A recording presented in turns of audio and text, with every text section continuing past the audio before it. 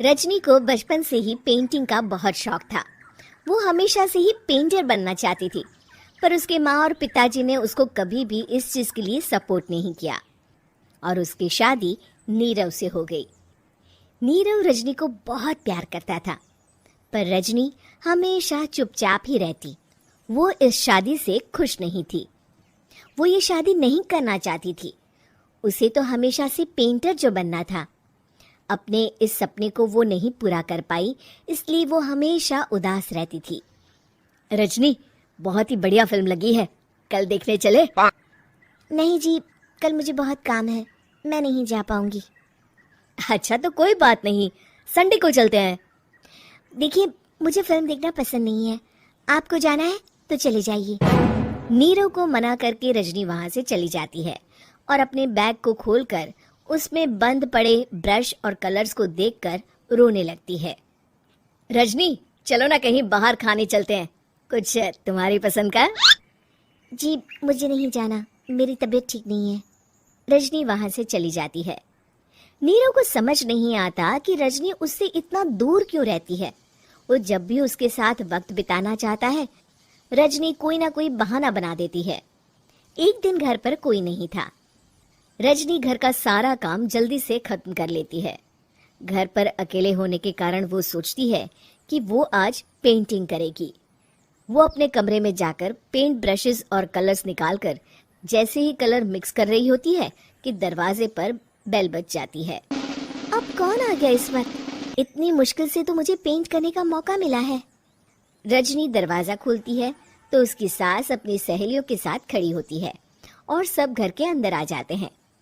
अरे बहू, सबको शरबत बनाकर पिला दे, बाहर तो बड़ी गर्मी है। उफ। जी। रजनी पेंट ना कर पाने से उदास हो जाती है।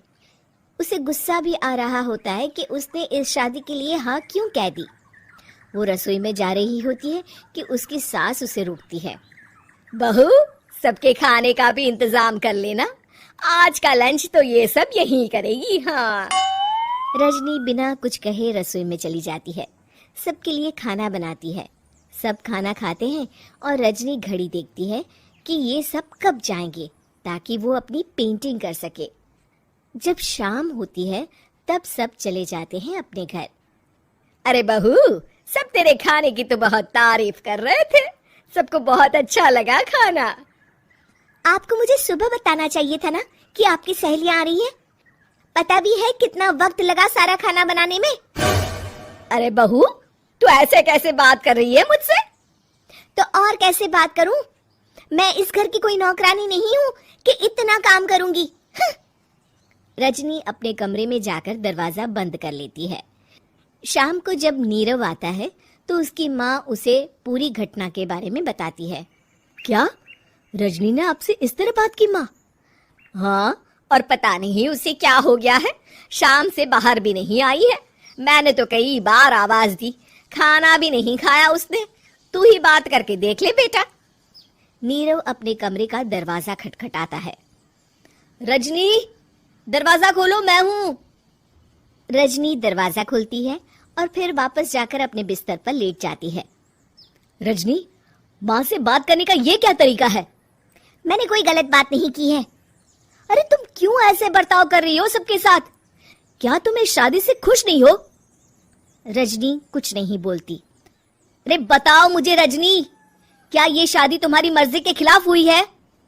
हाँ, मैं ये शादी कभी नहीं करना चाहती थी। तुमसे क्या, मैं किसी से भी शादी नहीं करना चाहती थी। रजनी रोने लगती है। चुप हो जाओ रजनी, बताओ मुझे, तुम क्यों नहीं करना चाहती थी शादी? रजनी बेड के नीचे से अपने पेंटिंग्स, कलर्स, ब्रश, पेपर्स निकालती है। इतने में उसकी सास भी कमरे में आ जाती है। ये देख रहे हो, ये थे मेरे सपने। मैं पेंटर बनना चाहती थी, पर माँ पापा ने कभी